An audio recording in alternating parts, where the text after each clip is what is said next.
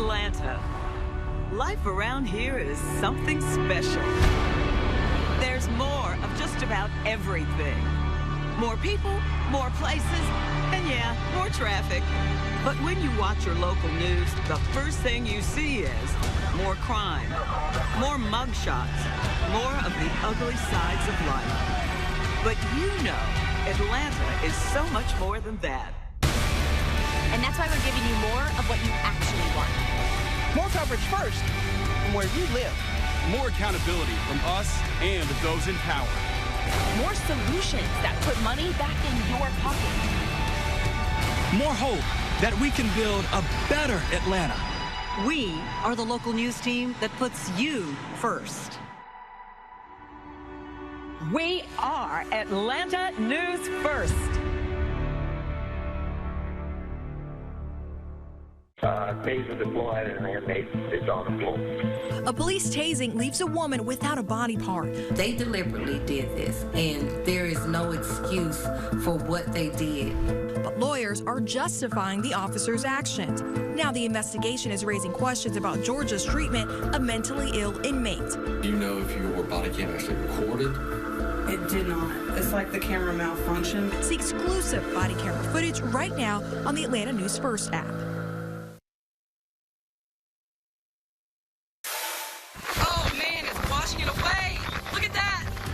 There it goes, a pier. Hurricane Ian making landfall for a second time in the U.S., striking the Carolinas and battering the East Coast. And another day of cleanup about to begin here on the southwest coast. I'll have the latest from Englewood, Florida, coming up. As what's left of the storm moves north, local power crews are on the move too. We're live this morning with what Cobb EMC is doing to help those left in the dark. And Ian is moving out. We are in for a beautiful weekend. I'm breaking down how warm it will be just ahead. Atlanta News First starts now. Hey, thank you for joining us this morning on Atlanta News First at 6 a.m. It is Saturday, October 1st. I'm Rob Hughes, and I'm a little bit excited as well. I know, we all should be. We're all working here on Saturday morning because we have launched Atlanta News First. We're so glad you're with us. I'm Gervier Denzel. We've got First Alert meteorologist Ella Dorsey and Rodney Harris in our brand new First Alert Weather Center this morning. We're talking about Ian still, but thankfully, not it's the worst destruction, right? Yeah, it's headed out of here. I want to just say, when I woke up this morning, Rodney, it felt like Christmas morning. Yeah. It feels like we got all these new presents and gifts to work with. And so much space. I feel like there's so much space to walk around in here. It's an opportunity for us to really dive in, especially during weather events, to make sure you have the latest information that you need. Yes. And that's what kind of our setup is. Here's the thing. We're not in for any weather events in the foreseeable future. The weather's going to be really nice. Let's talk about it. Here is a look at what is left of Ian. It's now a post-tropical cyclone, which essentially just means it's a low-pressure system. Still a lot of rain across West Virginia up into the mid-Atlantic states. But here for us, we're just seeing some clouds, mainly in northeast Georgia. Here is our First Alert radar over the last 3 hours. You can see just a few very light showers in the mountainous areas. Towns County, Lumpkin County, the Dahlonega area up into Helen, Georgia. So taking you hour by hour, if you live in East Georgia and North Georgia, you are going to see lingering clouds through the morning. Here's a snapshot of 1 p.m. Still mostly cloudy in the mountains. That'll keep things cool up in the higher elevations. Meanwhile, West Georgia, here in Metro Atlanta, mostly sunny skies. We'll get a nice breeze through the day, and it will feel great outside. We're talking high temperatures in the mid-70s today. Fantastic weather. That 20% chance of rain you see, that is this morning and only for the mountains. The main impact that you will see today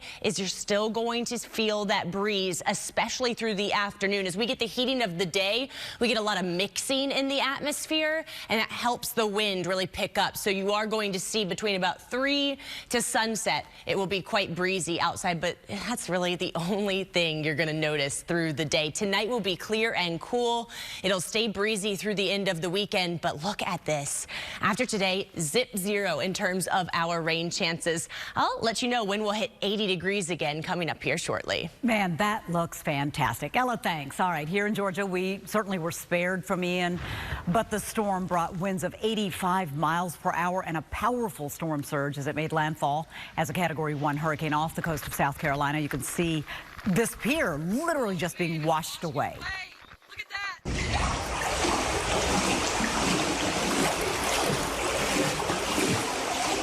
And you talk about water. It brought knee-deep water into a home in North Myrtle Beach. Officials say it's going to be days before the water levels start to go down. Rob? Meanwhile, in southwest Florida, the destruction still being discovered there. Neighborhoods have been wiped out in places like Fort Myers. We're getting our first look over the last 2 days from above. Other communities completely underwater for as far as the eye can see. And those living on Sanibel Island have no way to get off. Look at this causeway bridge just completely broken in the middle. Large sections of the only road that connects the island to the coast have been destroyed. And by the way, more than 6,000 people live on Sanibel Island. Really incredible, and the devastating storm is responsible for killing at least 22 people. That number is expected, unfortunately, to go up. First Alert meteorologist Courtney Jacobazzi is joining us live right now with what she's seeing down there in Florida. Courtney? Yeah, good morning, guys. We are in Englewood, Florida. That's just about an hour north of the Fort Myers area, and Ian's impact still very evident here in the area. We've been seeing a lot of this, stalled vehicles in the roads, people having to abandon their cars as the floodwaters over the roads are still impacting people's travel here. And a lot of the roads are closed, but some people in the area are not necessarily heeding those warnings. And I want to take you to Englewood, Florida, that we saw yesterday, specifically Manasota Key. It was just devastating there. People's entire homes completely destroyed. People's vacation condos, a place that they normally would look forward to going to, now somewhere that I'm sure they're dreading to see after the impact of Ian. But people did tell me that their resources, they are starting to run out. We tell people to have at least 3 days of food and water, and now people are worried that that is going to run out. Our issues are usually prolonged times without power and water. Without water, you can't be sanitary. People are going to get sick. We've lost our complete electrical infrastructure in this park. There's not going to be replaced for a long time. Yeah, it's definitely going to be a long road ahead, but we have seen a lot of those first responders out to try to clean up what they can. But where do you even begin when you have this much widespread damage? They are trying to prioritize the places hardest hit, of course, first, and Manasota Key, definitely one of them. We saw a lot of search and rescue out there yesterday, also saw a lot of power crews out there, so hopefully people could start to get more power restored on our way in. We definitely saw a lot more lights, a lot more businesses open, which will hopefully at least provide a little bit of relief and a little bit of normalcy to people in this area. In the meantime, reporting live from Englewood, Florida, I'm First Alert meteorologist Courtney Jacobazzi for Atlanta News First. Courtney, they are getting some help. We can tell you that crews with Cobb EMC, they've been up since the early morning hours getting ready to help the people who are left in the dark up and down the East Coast. They're hitting the road, ready to get to work. That's right. Atlanta News First's Megan Packer is live in Marietta this morning. Megan, there's a lot of people that need help all over the Southeast. Where are these crews headed? Right, Robin Greer, good morning. And these Metro Atlanta crews are heading to Virginia as we speak to try to help out. They are helping their fellow power crews try to get the lights back on in Virginia for people after they were just hit with the remnants of this storm. They hit the road about an hour ago, so they are already on their way to Virginia. Our camera was with them overnight as crews with at least a dozen trucks loaded up. They loaded up around 4, left around 5 o'clock. Cobb EMC is an electric cooperative. job. So their president and CEO tells us anytime they can offer assistance to other cooperatives in the country, they will do it. It does not matter how far they have to travel to help. The Cobb EMC crews will find out once they arrive in Virginia exactly where they're needed and what exactly they will be doing up there and the kind of work they'll be doing. It's been difficult for everybody to see what this storm has done, and these crews want to assist however they can. Anytime that we can offer available help to these memberships, we want to be able to do that. I'm proud of our guys that go out and do these power restorations. We appreciate the efforts they have, the sacrifice they have to make for their families, but we're here to assist any way that we can. And thousands in Virginia are waking up without power this morning, so this Metro Atlanta-based crew will certainly have their work cut out for them once they arrive in Virginia. We are live in Marietta this morning. Megan Packer, Atlanta News First. Megan, thanks. And remember to download the First Alert weather app to know when big weather changes like Hurricane Ian and then Tropical Storm Ian are coming. You'd also check in to see your hour-by-hour forecast on a day like today. That way you'll know when to ditch the jacket this morning. And by my estimation, that's a little bit before noon. Just scan the QR code on your screen to get the latest updates. Oh, can I tell you that's what I use it for mostly? Right. Is I check that, you know, especially what's happening today. Exactly. You know how it is. It's borderline winter in the morning and then summer by the afternoon. You've probably noticed some changes over the last month or so while watching our newscasts. Yeah, here we are, right? But the work is done. We're proud to be able to show you how it all turned out. This morning, we're showing off our brand new studio. We're in it right now. As you can see, a brand new name, Atlanta News First. Atlanta. Life around here is something special. There's more of just about everything. More people, more places, and yeah, more traffic. But when you watch your local news, the first thing you see is more crime, more mugshots, more of the ugly sides of life. But you know, Atlanta is so much more than that. And that's why we're giving you more of what you actually want. More coverage first from where you live. More accountability from us and those in power. More solutions that put money back in your pocket. More hope that we can build a better Atlanta. We are the local news team that puts you first. We are Atlanta News First. Oh, yes, we are. Don't you love that? It feels like a completely new step in a right direction. It's like we scrapped everything that people think about local news and we've created something completely different. Yeah, it's a new energy. It is an and it's all for you. It's an investment we received from our parent company, Gray Television, and we want to turn that back around to you at home. And you know, the neat thing about what you just saw is that all of us were in different places around. It's not just Metro Atlanta. Yeah. I was in McDonough. It was awesome. McDonough Square was fabulous. Stone Mountain during the sunrise, everybody. The sunrise was great. So the news that we cover isn't just for inside the perimeter. I mean, we are talking the outskirts. We're talking, the news is for you. Right.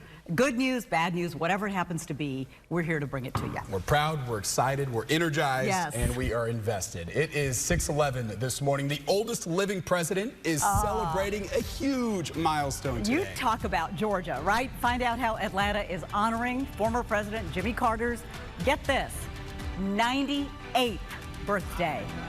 Well, and it's crunch time for the Braves. Another division title on the line. What this weekend series against the Mets could mean for the postseason and you, the fans.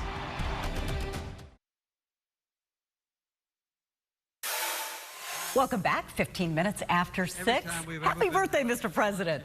The oldest living president in the country is 98 years young today. Jimmy Carter took office in 1977 as the 39th president of the U.S. Of course, he is from right here in Georgia. So it's no wonder celebrations are underway for him today in the Peach State. The things he has seen, the things he has done. No been a part kidding. of, span multiple generations. And you know what I love is the fact that he and his wife, Rosalind Carter, are still out and about. They are. Right? They're busy. Atlanta News First's Madeline Montgomery is live from the Carter Center this morning where special celebrations for the former president will kick off. Madeline?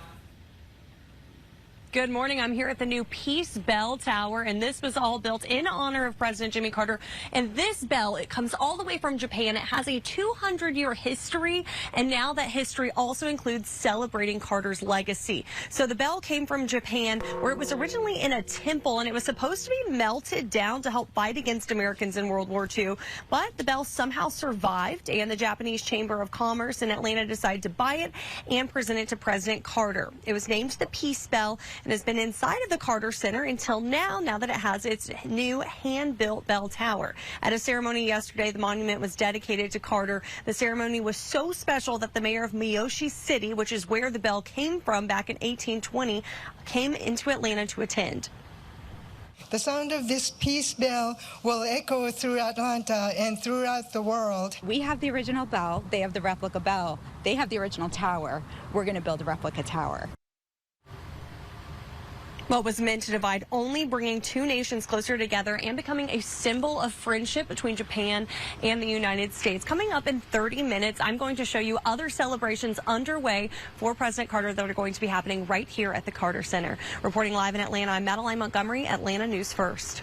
That would be a birthday party fun to attend. Wouldn't it, though? Yeah, it's all tied up for the Braves and the Mets. Only 5 games left in the regular season. Woo. The defending World Series champs took the first game of the 3-game series against the division rival last night at Truist Park. It was absolutely popping at Truist Park last night. And that means the team's one win closer to locking up a 5th division title in a row.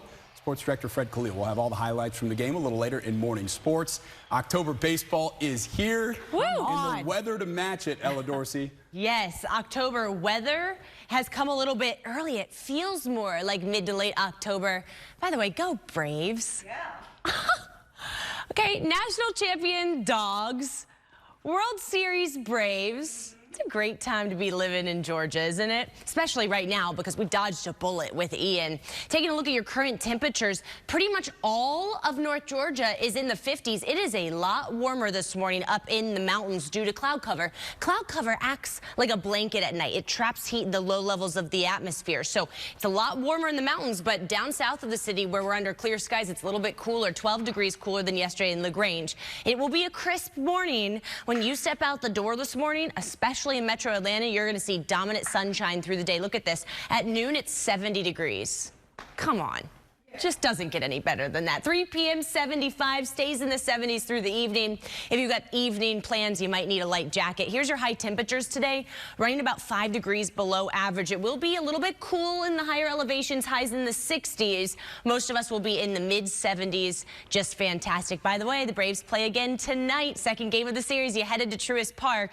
It will be breezy. I would recommend pants and a jacket because the sun will set pretty much at the start of the game. By the time you're walking out, temperatures will be in the 60s. Here's a look at what's left of Ian. It is headed out of our area. We see sunshine tomorrow. You can see the clouds linger just off to our north, but little to no cloud cover tomorrow, little to no cloud cover on Monday as well. High pressure starts to work its way in early next week, and that just brings us a continuation of very dry conditions. So tomorrow, once again, a beautiful day, still going to be breezy, but it'll pretty much be a carbon copy of today. Mostly sunny skies and a beautiful day. Looking at our morning lows, they're going to stay in the cool side over the next 7 days. We will be in the 50s, which, by the way, is a little bit early to be seeing temperatures in the 40s and 50s, which we've seen the last couple of weeks. Usually our first 50-degree day, morning isn't until October 5th. Usually our first 40-degree day isn't until the end of October, and we usually don't hit the 30s until December. So we got a little bit of time before it starts getting cold outside. Here's a 7-day forecast. Again, stays breezy, beautiful through the weekend. We start a warming trend in next week. We'll hit 80 by Wednesday, and we'll stay in the 80s through the end of the week. This is about the best 7-day forecast I've showed all year. Hey, for more on what to expect through the end of the month, I want to send it. Oh, we're doing.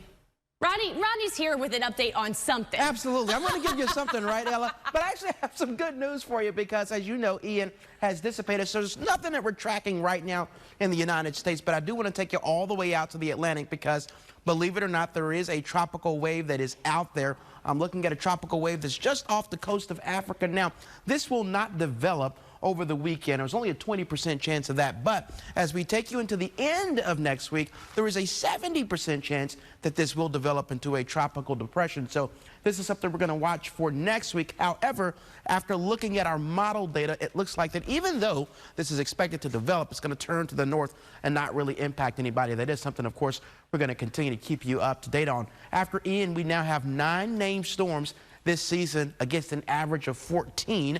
We have seen 4 hurricanes, and of those 4 hurricanes, 2 of them have been major hurricanes, which is a Category 3 hurricane or stronger. Of course, Ian was one of those. We are in October. As a reminder, hurricane season isn't over.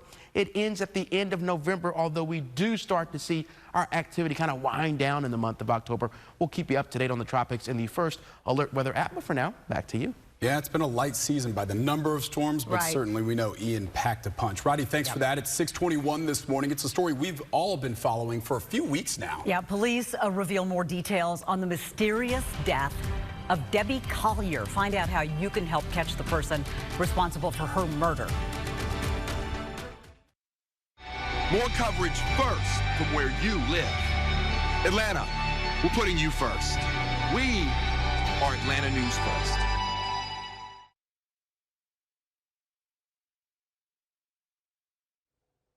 Now to the story everybody is talking about. New insights in the mysterious death of an Athens woman found burned and wrapped in a tarp. This is Debbie Collier. Her body was found earlier this month in North Georgia. Now police are revealing a little about how they think she ended up dead. Here's the backstory. Collier was last seen alive inside this Family Dollar store in Rabun County, September 10th.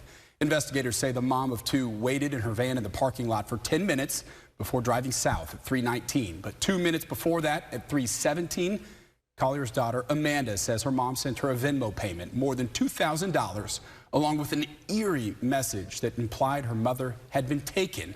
Right now, no one's been ruled out as a suspect, and police say this was not some random killing. They say Collier's death was, quote, personal and targeted. We do not believe that this is a random act of violence. We do not believe that this is the act of a serial killer. We believe that this act was deliberate and personal. Please understand that this case is very complex in nature. It is going to take significantly more time than the 19 days that have passed since the discovery to solve this crime. Habersham County Sheriff's Office asking businesses along Georgia from Clayton to Tallulah Falls to check their security cameras for anything they might have captured September 10th and 11th. So baffling. I certainly hope somebody has seen something. Yeah, it's really mysterious, and certainly there has to be some resolution to this. Exactly. We hope authorities are on that, and we know they are. It's 6:26 right now. Florida residents are faced with major damages after Ian's wrath swiped through the state. Recovery and cleanup efforts are underway right now, so we're going to take you live to Florida with the very latest. Atlanta. Life around here is something special. That's why we're putting you first. With more coverage first from where you live. More accountability from us and those in power. More solutions that put money back in your pocket. More hope that we can build a better Atlanta. We are the local news team that puts you first. We are Atlanta News First.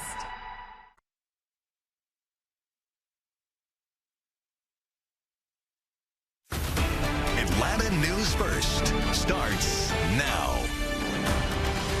Hey, thanks for sticking with us this morning on Atlanta News First at 6:30. It's Saturday, October 1st. I'm Rob Hughes. Good morning. I'm Gervier Denza. We've got First Alert meteorologists Ella Dorsey and Rodney Harris here in the First Alert Weather Center with Atlanta's most accurate forecast. And how amazing does this look for us? Yeah, we've been tracking Ian, Ella, for like the past week, and we're finally starting to get into a mode we can appreciate it and enjoy the weekend. Well, yeah, the weather was here. For us here this week was really nice, but it was a pretty hard week of covering a very deadly storm, which finally is out of our area. We don't have to worry about it anymore, and we can just enjoy the really nice conditions. Ooh, Rodney, I can't wait to tell you about the day. Me too. I can't wait to hear about it, Ella. All right, let's talk about it. Here's a look at Midtown. We're still under pretty dark skies. Sunrise this morning is in around an hour. Look at this. We're getting less than 12 hours of sunlight now. Sunset today is at 7:22 p.m. I just called Rob's name earlier because I was like, Rob, what time do people do you know, the men do the tea times? It depends. I have no It depends, idea. Ella. Do you have kids or do you not have kids? If you have kids, I do not have kids. You go early. You go very early so you can get home and help your wife. Well, all right. I guess No this is 18 tea holes, time for just people 9? that don't have kids or the empty nesters then. It's a little bit later in the day. 9 a.m. it's 57 degrees. At 11 it's 66. And at 2 p.m. we're staying at 73. Lots of sunshine. Does it get more comfortable than that? No, it doesn't. You're going to want to spend some time outside today. Your high temperatures will be in the low to mid 70s. I want to note West Georgia, that's going to see a lot of sunshine. Your highs will be in the upper 70s. It will be breezy through the day. That breeze coming in from the north. So if you're going to play golf, take that into consideration. Doesn't the breeze affect where you hit the ball? Yeah, I think it does. Hey, guys, bonfire would be a really good idea with the kiddos tonight. Maybe pitch a tent in the backyard, sleep outside. We're not going to get any rain. The mosquito count is low. We're not going to see a wildfire danger. Roast some marshmallows, and it's not going to be too cool outside either.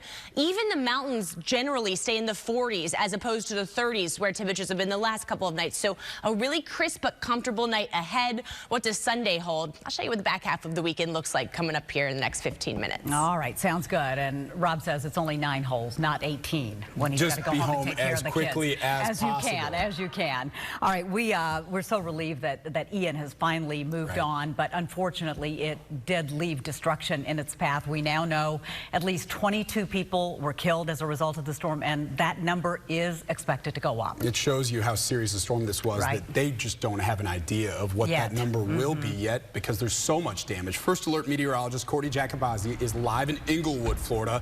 And what struck me about your shot earlier, and Courtney, you're in a different location, is still how much water is in that area. Where are you at right now? So we're still in the Englewood neighborhood. We're just about 5 minutes up the road from where we were earlier in the show, and that is a really common sight. You have to navigate around all of these flooded roads because, yeah, there is still a lot of water here. Take a look at this. The awning is still off here at the gas station, but now the gas pumps are on, and people are taking advantage of that, filling up their cars, also filling up multiple gas cans, getting as much fuel as they can to get ready for another day of cleanup. I want to show you some video. Just about 30 minutes from here, the scene constantly changes as you drive around, but really just devastating out of Minnesota Key yesterday, where a lot of people's homes now uninhabitable, and people are just trying to really pick up what is left of their homes and try and salvage what they can. And now, not only is the concern getting supplies and power back on, but they're worried about people getting desperate and taking the little that they have left. It's not safe to be. The only reason I came out today was to document some of the stuff and make sure that, you know, people aren't going to be in here looting things, because that's one of the big things we got. We got to need police presence out here to stop people from coming, you know, who don't belong here. Yeah, and as if they don't already have enough to worry about with just trying to pick up the pieces. Thankfully, we are starting to see some signs of light in a really dark time with the gas stations opening. We saw Publix open yesterday, but I will tell you, a site like this is far and few between. We drove around for about 20 minutes, and this is really the only gas station open. There's a line that extends at least a mile just for people trying to come and fuel up, maybe grab a quick snack and some water before they have another really busy day ahead of them of cleanup. Reporting from Englewood, Florida, I'm First Alert meteorologist Courtney Jacobazzi for Atlanta News First. Yeah, Courtney, thank you so much. We can tell you that there is help on the way. The convoy of care is on the ground helping those impacted by Ian. Caring for Others is leading the effort with help from several organizations, including Georgia Motor Trucking Association, as well as the National Association of Black Law Enforcement Executives. You can still donate supplies if you'd like to help out, as long as they're brand new, at the Caring for Others headquarters, and we've got everything you need to know on our website, atlantanewsfirst.com. So while help is heading south to Florida, others are heading up the East Coast after Ian made the second landfall in the United States, again as a hurricane. That's right. Atlanta News First Megan Packer is live this morning in Marietta. Power crews hit the road. Megan, they're going to be very busy as they head up the East Coast. Gervier and Rob, they will. Cobb EMC crews are on the road right now heading to Virginia to help people in that region get the lights back on after they felt the effects of this storm. They were up bright and early this morning, loading up around 4 o'clock. They hit the road around 5 o'clock. Again, this is Cobb EMC. This is an electric cooperative. So they tell us that anytime they can offer assistance to other cooperatives in the U.S., they will do it. These Cobb EMC crews will find out once they arrive in Virginia exactly where they are needed. They will be directed to help their fellow power crews up there just get the lights back on as quickly as possible. Thousands of people are without power right now in Virginia as they start the weekend there. They know they are leaving their families behind here in Metro Atlanta, and they know doing this and helping others in other parts of the country can come with the territory. It's part of this job, and Cobb EMC's president and CEO says he is proud of these crews for making that commitment to help others in their time of need. It's been devastating. My prayers go out to these families and individuals that have been affected by this storm. We hope that they have some encouragement and support as they try to rebuild. Part of the things that we want to do is help and assist them rebuild and get power to them as needed. So again, Cobb EMC crews, at least a dozen trucks hit the road this morning. It does not matter how far they go when the time comes. They say they are happy to do it, and this is just one example as they head to Virginia right now to help people in need there. Live in Marietta this morning outside of the Cobb EMC offices, I'm Megan Packer, Atlanta News First. We don't take their contributions for granted, Megan. These guys are heroes, giving up their time to go and help people out in their time of need. And while we here in Metro Atlanta were spared from the storm, weather can be unpredictable, and that's why we're here to help you be prepared for really anything. Just download our First Alert Weather app by scanning the QR code on your screen. You can get all of the latest updates right to your phone. Or if you're like me, you're just going to check out what the forecast is for the day. Or the weekend ahead. There was a point during the week that we thought Ian would hit Metro Atlanta. Thankfully, that path shifted. So instead of rain and wind, our weekend looks beautiful. So if you're looking to get out and enjoy it, the North Georgia Fair is in its last weekend. It's happening at Jim Miller Park in Marietta. The gates open at 10 a.m. See, that's what I'm talking about. I'd be looking to say, okay, do I need a jacket if I'm going to the fair or not? Okay, we need to get a check on what's coming up on CBS Saturday morning at 7. Michelle Miller, Jeff Glore, and Dana Jacobson join us live from their studio with a look ahead. Good morning, guys. Good morning, Rob and Kavir. Coming up, we'll have all this morning's headlines. Plus, as more states legalize gambling with apps making it all too easy, we'll take an in-depth look at the new marriage between legal gambling and the sports world. Also, leather has been a staple for clothing as long as clothing has existed, but you may not be aware that its production has a huge impact on the environment. We'll show you how a new replacement may help save the planet. Plus, California's Napa Valley is synonymous with wine, but it was not always that way. We're going to look back at what happened 50 years ago with the pioneers who changed the game. All that plus your eye-opener, The Dish, and Nikki Lane performs in our Saturday session. It's all just ahead on CBS Saturday morning. By the way, Silver Oak, yum. I hope we have some Silver Oak. Can I tell you something? I don't know that we do. That caught my eye. I'm going to have to get Rob to buy it for me. All you had the price to tag say is a little higher. All you had to say was wine. Oh, man.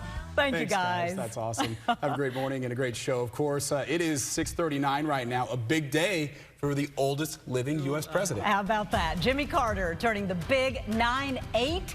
We're live on where you can join in on the birthday celebrations. All right, Gavir, and welcome to October. I'll break down the temperature and rain outlook for the entire month that's coming up after the break.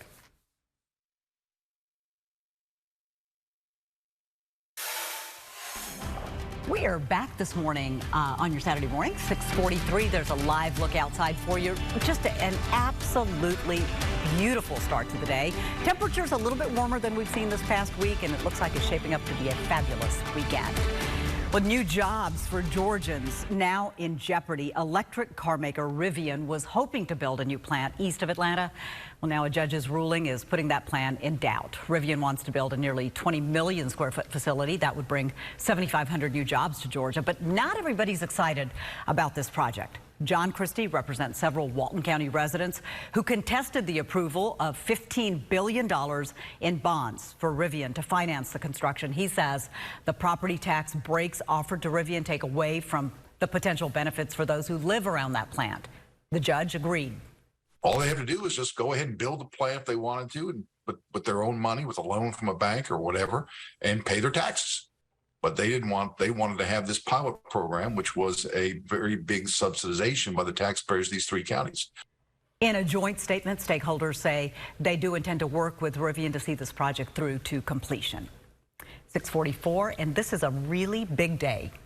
Not just here in Georgia, but everywhere, really. We're celebrating Georgia's own former president, Jimmy Carter. He is 98 years old today. That's How about that? Truly Isn't that incredible? And you know what? Cool for him. He gets to celebrate his birthday on a Saturday. That's always the best. Atlanta News First's Madeline Montgomery's live at the Carter Center with how he's being celebrated today. Madeline? He's been celebrating all week. Yesterday, there was a big event for him right here at the Peace Bell Tower. This new tower built for this bell that comes all the way from Japan that was gifted to Carter. And now this whole thing is in memory of his legacy. And there are other events happening here at the Carter Center to celebrate his life and accomplishments. At 10 o'clock today, 98 people will become American citizens in the naturalization ceremony in honor of President Carter's 98 years of life. Then at noon, the Presidential Library will open a new exhibit called The Colors of Peace, President Carter's Vision Through the Art of Children. It'll have 270 pieces of art created by children from around the world. Visitors will be allowed to create their own works of art to add to the exhibit, and all of those activities are going to be in the lobby and free for anyone under 16. The Presidential Library also inviting people to send Carter birthday wishes. They can do so through the Carter Center's website on what they call their kudos board, and we have a link on atlantanewsfirst.com. And today, being his 98th birthday, means that former President Carter is the oldest living president in United States history. So a pretty big deal and exciting. He's from right here in the Peach State. Reporting live in Atlanta, I'm Madeline Montgomery, Atlanta News First. Hey, listen, when you're 98, you got to celebrate all month long, not just for a weekend. Isn't it a beautiful time of year for a Georgia boy to celebrate too, Ellen? Heck yeah. Just doesn't get any better, especially down in South Georgia. I remember my 8th grade trip. We went down and visited his little town down there. Aww. Peanuts. Shout out to Plains. So many Shout peanuts. out to Americus. Vidalia onions. So much rich culture here in Georgia. Isn't it a great place to live, especially this time of year? Happy birthday, President Carter. Hey, look at these current temperatures. 53 in Alpharetta. It is crisp and cool up in Fulton County. Winder, Lawrenceville, Loganville, all sitting in the 55-degree range. Same thing. Lots of just 55s and 54s out there. Not a whole lot of variance today. Marietta, you're sitting at 53. Noonan sitting at 54. 49 in Bremen. A little bit cooler over in Carroll County and Heard County. Up into the mountains, there were some showers through the overnight hours. Still pretty cloudy, but that rain has now dried out. So if you are in the higher elevations, it will be a dry day today. Our dog of the day, look at Winston. He's ready to go on a walk. How cute is he? Sitting by Phil Harris. We love showing your pups on Wake Up Atlanta. I'm giving green paws to this entire forecast. We'll see a little bit of cloud cover this morning. That'll give way to sunshine by this afternoon. Look at noon. It's 70 degrees outside, 74 by 2 p.m. High temperatures today top out in the mid-70s. It will be breezy and mild. It will be really nice outside. Same thing tomorrow, just a carbon copy of today, a little less cloud cover, mostly sunny, a beautiful day, mid-70s. Chef's kiss, right? In terms of our fall color right now, Atlanta's sitting at about 25%. We're starting to see some patchy color. If you want to see more color, you got to head up to North Carolina, the Highlands, North Georgia, Blue Ridge area, Clayton area. Here is our foliage timeline, okay? By the time we hit mid-October, the leaves will be peaking in color in the mountains. By the time we hit late October, those mountain colors will be past peak. By the 1st of November, that's when we hit peak color here in Metro Atlanta. So we got about a month, but the entire month of October will be beautiful. It's not until mid-November that we start to see those leaves fall off the trees. So It's just going to be gorgeous outside, not only in terms of the fall color, but in terms of your forecast as well. Not a drop of rain, really, over the next 7 days. We'll hit the low 80s by late in the week, and then we'll cool off as we head into next weekend. Just beautiful sunshine from here on out. Hey, for more on what the outlook looks like for October, I want to send it over to Rodney Harris. All right, Ella, so the average high temperature for the entire month of October in the city of Atlanta is 74 degrees. And as we take a look at your temperature outlook for the month, you can see that we are forecasting an above average October, which means that when it's said and done, temperatures are expected to be above that 74. When we take a look at the rainfall, October's a pretty dry month. We only get about just over 3 inches of rain typically each October, and we are forecasting for the whole month a normal rain with drier weather as you go further west. But I can tell you that over the next 2 weeks, we're forecasting very dry weather here across metro Atlanta. So as we look at the drought monitor, that's something we're going to have to watch very carefully. Right now, we are not technically in a drought in metro Atlanta, but we are abnormally dry. So with very little rain expected over the next 2 weeks, we have to watch that drought very carefully. So far for the entire year, we have picked up 38 inches of rain, almost 39 inches of rain in the city of Atlanta, with a little bit of a surplus at just under half an inch, a quarter of an inch. But again, because we're not expecting a lot of rain over the next 2 weeks, it's not impossible that we end up going into a deficit this month. That's something we're going to keep you up to date on in the First Alert Weather app. But for now, Rob Gavir, back to you. Rodney, thanks. It's coming down to the wire for the Braves and the division as they battle it out with the Mets this weekend. And UGA on the road tonight against a not very good Missouri team. Atlanta News First Sports Director Fred Khalil has everything you need to know. Good morning. There's a little extra in the air over at Truist Park. I was over there Friday afternoon. The Mets are here. A battle for the lead in the East, and there was a pitching matchup Friday night of headliners. Jacob deGrom facing Max Fried. Count. Bottom of the second, Mets up 1-0. Austin Riley with a mammoth home run to center field. It tied the game at 1-1. And that's not all. Next up, it's Matt Olson. He's a local guy. We know him from Parkview High. Back-to-back jacks. The Braves were on top 2-1. Jacob deGrom knew it as soon as it hit the bat. Bottom six, Dansby turns on the pitch. It was 3-1 Braves. Kenley Jansen came on in the ninth and made it interesting.